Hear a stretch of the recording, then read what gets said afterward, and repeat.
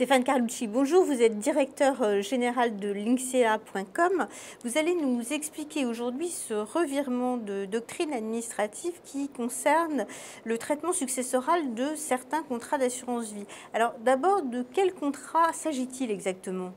Alors, il s'agit des contrats qui ont été souscrits par un époux lorsqu'il est marié sous le régime de la communauté et qu'il a utilisé des biens communs pour souscrire son contrat. Qu'est-ce qui se passait avant cette fameuse réponse administrative Baquet et qu'est-ce qui se passait après? Alors, cette fameuse réponse Baquet, elle a intégré dans la succession du conjoint décédé la moitié de la valeur des contrats d'assurance vie du conjoint survivant. Pourquoi? Parce que le conjoint survivant avait utilisé des biens qui appartenaient aux deux conjoints.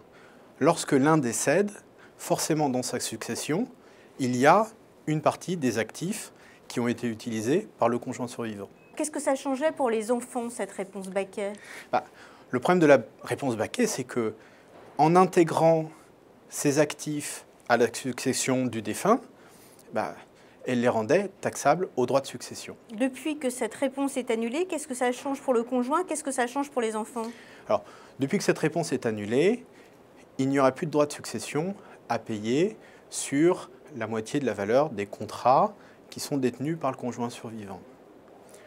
Le problème, c'est que la valeur de ces contrats sera toujours comprise civilement dans la succession du défunt dont on traite la succession. C'est toujours ce qu'on voit, la réponse Baquet annulée, ça change quelque chose sur le plan fiscal, mais pas sur le plan civil. Qu'est-ce que ça veut dire exactement? Ça veut dire qu'on aura deux liquidations. On aura la liquidation civile de la succession dans laquelle on aura la moitié de ce contrat, et puis la liquidation fiscale de la succession où ce contrat ne sera pas taxé. Stéphane Carlucci, merci.